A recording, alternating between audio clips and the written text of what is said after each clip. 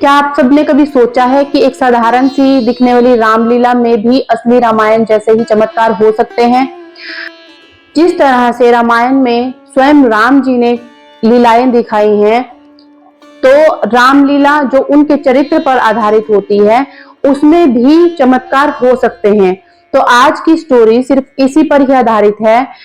देखते हैं स्टोरी में कि कैसे एक 17 वर्षीय कलाकार, रामलीला का कलाकार, चमत्कार करता है और वहां जो उनके निर्देशक होते हैं श्री कृपाराम जी दुबे, कैसे उनकी भक्ति ने वहां पर चमत्कार दिखाया और कैसे असंभव को संभव किया गया। तो चलिए आज इस स्टोरी में हम लोग देखेंगे। तो नमस्कार, आप सबका मेरे चैनल द स्पिरिचुअल टीवी 24 में स्वागत है।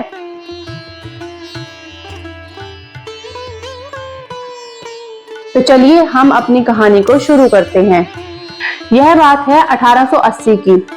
1880 में एक बार अक्टूबर नवंबर में बनारस की एक रामलीला मंडली तुलसी गांव में रामलीला करने के लिए आई।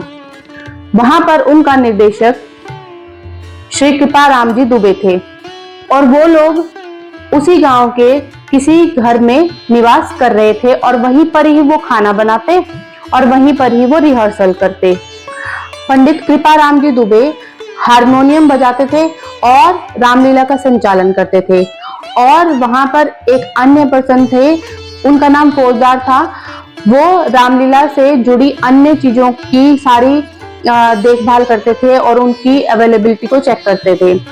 तो एक दिन वो बैठे और कृपाराम जी दुबे ने फौजदार जी से कहा कि फौजदार जी, इस बार धनुष जो शिव धनुष है वो बहुत हल्का रखवाइएगा, क्योंकि इस बार 17 साल का एक लड़का ही राम का किरदार निभा रहा है, ताकि उसको तोड़ने में कोई दिक्कत ना हो। क्योंकि पिछली बार धनुष तोड़ने में काफी समय लग गया था, तो इस बार थोड़ा सा आप ध्यान रखिएगा। इस बात पर फौजदार कुपित हो गया, मतलब क्रोधित हो गया और कृपाराम जी दुबे और फौजदार में थोड़ी कहासुनी हो गई। तो अंत में फौजदार ने ऐसा सोचा कि मैं अब इस बात का बदला मैं जरूर लूंगा। तो संयोगवश अगले ही दिन सीता स्वयंवर था और राम के धनुष को तोड़ने की बारी आ गई थी। तो उन्होंने फौजदार के दिमाग में वही था कि उनको उस चीज का बदला लेना था। तो जहां पर रामलीला मंडली जिसके घर पे रुकी हुई थी, तो वह वहां गया और उन्होंने वहां पर एक लोहे की छड़ मांगी कि मुझे लोहे की एक छड़ की जरूरत आन पड़ी है। तो घर के स्वामी ने एक मोटा लोहे का छड़ फौजदार को दे दिया। तब फौजदार पास के ही किसी गांव में गया और उसको धनुष का आकार दिलवा लाया और आते समय रास्ते में उसके ऊपर कपड़ा लपेटकर ऐसा दिखाया कि जैसे उसके अंदर एक बिल्कुल ही पतली लकड़ी का धनुष बना है। रात में जब रामलीला शुरू हुई, तब फौजदार ने मौका देखकर वह धनुष वहां से बदल दी और वहां पर जो पहले से जो धनुष रखा था उसकी जगह लोहे की अपनी बनाई हुई धनुष वहां पर रख दी और जाकर के एक पर्दे के पीछे छुप गया और वहां पर बैठकर तमाशा देखने लगा कि अब आगे क्या होगा। तब पंडित जी हारमोनियम पर बैठकर भाव विभोर होकर अपने दोहे, रामचरितमानस के दोहे पढ़ने लगे और रामलीला आगे बढ़ने लगी। तो वहां पर बैठे हुए लाखों की संख्या में जो श्रद्धालु थे, वो सिर्फ इसी इंतजार में थे कि कब रामधनुष टूटेगा। तो रामलीला आगे बढ़ती रही। जैसे ही स्वयंवर शुरू हुआ, तब श्री रामचंद्र जी ने, जो वहां कलाकार थे, उन्होंने सब ऋषि मुनि जो आपस में जो कलाकार बैठे थे उनसे आज्ञा ली और वो आगे बढ़ने लगे।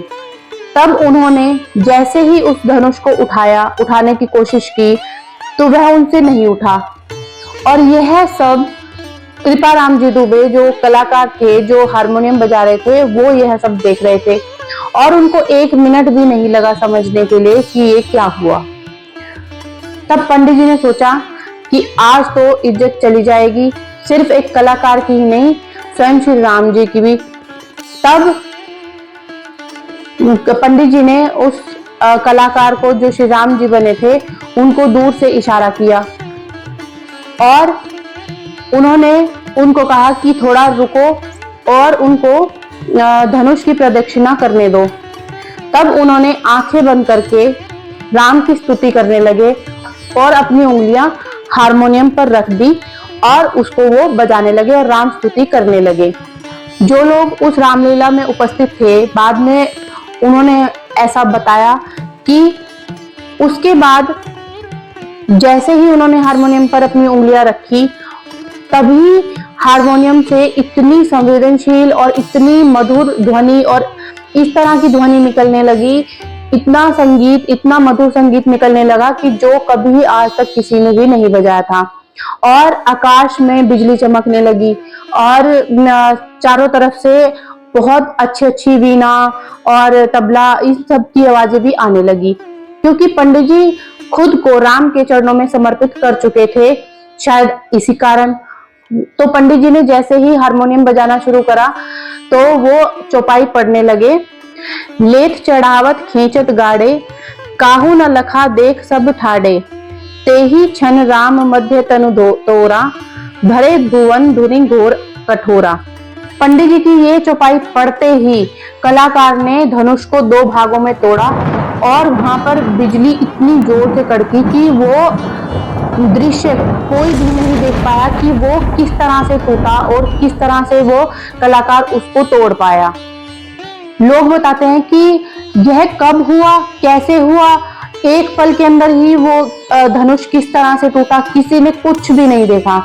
तो भाव विभोर होकर जो पंडित जी जो थे वो मंच के बीच में आए और राम धनुष को और कलाकार को दंडवत प्रणाम किया और उनकी आंखों से अश्रु बह रहे थे, आंसू बह रहे थे लगातार कि यह अचानक से कैसे हुआ, जबकि वो एक लोहे का धनुष था। और चारों तरफ राम जी के जय जयकारे लगने लगे। तो इसलिए कहा जाता है कि राम सबके हैं। एक बार श्री राम जी के होकर देखिए और उनकी भक्ति में विलीन होकर देखिए, राम सबके हैं। तो बोलिए श्री रामचंद्र जी की जय, मर्यादा पुरुषोत्तम राम जी की जय। अगर आपको मेरी ये वीडियो अच्छी लगी हो तो आप मेरे चैनल को जरूर सब्सक्राइब कीजिए, ताकि मैं इस तरह की और वीडियोस ला सकूं। तब तक के लिए धन्यवाद।